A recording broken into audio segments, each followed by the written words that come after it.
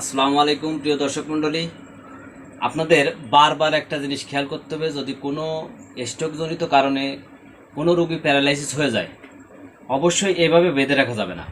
এইভাবে বেঁধে রাখলে দুইটা সমস্যা। এক হচ্ছে দেখেন এই শোল্ডার এখান থেকে এই যে ছেড়ে দিছে, এটাকে রিকভারি করতে গেলে এখানে টানা দিতে হবে।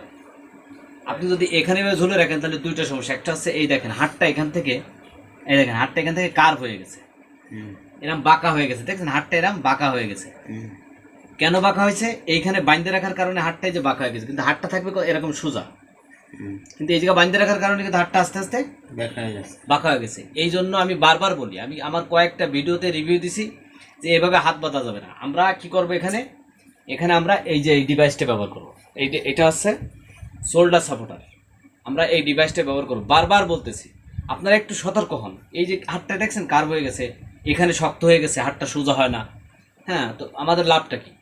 তো আমরা এখন এটা কিভাবে ব্যবহার করতে হয় এর উপকারিতা এখন আপনাদের সামনে দেখাবো। আপনারা দেখেন ঠান্ডা মাথায়। দেখি, এটা আজ থেকে এটা বন্ধ, বিদায়। বিদায়। আমরা এটা শোল্ডার সাপোর্টার। আমরা সর্বপ্রথম এটা কি করব, এই টাইনে এনে এই লাগাই দিলাম, ক্লিয়ার। পরে এইখানে এরকম টান, হাতটা এরকম টান থাকবে। টান থাকলে কি হবে, হাতটা উপরে টাইনে রাখবে। এখান থেকে এই এনে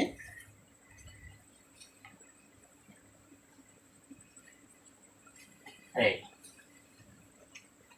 এখানে এই যে এর ভিতরে ঢুকাই দিয়ে আমাদের এবারে এখানে খেয়াল রাখতে হবে যে কোথাও বাস পড়ছে কিনা। সেই জায়গাটা আমরা নিজেরাই ঠিক করব।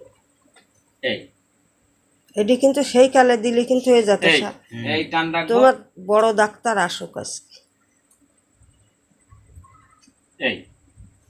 এই দেখেন এখন সে হাত এরকম রাখতে পারবে। এই দেখেন হাতটা কুড়া হয়ে গেছে, সোজা হয় না। দেখছেন এইখানটা শক্ত হয়ে গেছে। কেন শক্ত হয়েছে? ওই যা শক্ত হয়েছে এইভাবে বেঁধে রাখার কারণে এই হাতটা এইভাবে টান খেয়ে এখানে শক্ত হয়ে গেছে, আর এই হাতটা দেখেন বাঁকা হয়ে গেছে। এখন তার এই হাতটা সোজা করতে গেলে কত কষ্ট হবে।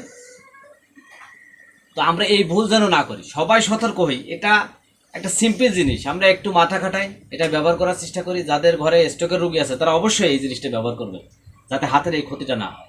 একটা রোগী হাত না থাকলে যে কি ক্ষতি, এটা যে যার একটা হাত নেই সেই বোঝে। তো আসুন আমরা সবাই সচেতন হই এবং আমরা রোগীর প্রতি যত্নশীল হই। এবং আপনি কি স্ট্রোক পরবর্তী প্যারালাইসিস সমস্যায় ভুগছেন? নিউরোলজিক্যাল বিভিন্ন সমস্যা পরবর্তীতে আপনি চলাফেরা করতে অক্ষম, বিভিন্ন কারণে আপনি থেরাপি সেন্টারে আসতে পারছেন না? তাহলে নেই কোনো চিন্তা। এই ধরনের সমস্যা সমাধানে ফিজিওথেরাপির ভূমিকা অপরিসীম। তাই আপনাদের কথা চিন্তা করে আমরা নিয়ে এসেছি হোম বেসড ফিজিওথেরাপি ট্রিটমেন্ট। তাই অভিজ্ঞ কোয়ালিফাইড থেরাপিস্টের মাধ্যমে ভালো মানের সেবা পেতে স্ক্রিনে দেওয়া নাম্বারে এখনই যোগাযোগ করুন।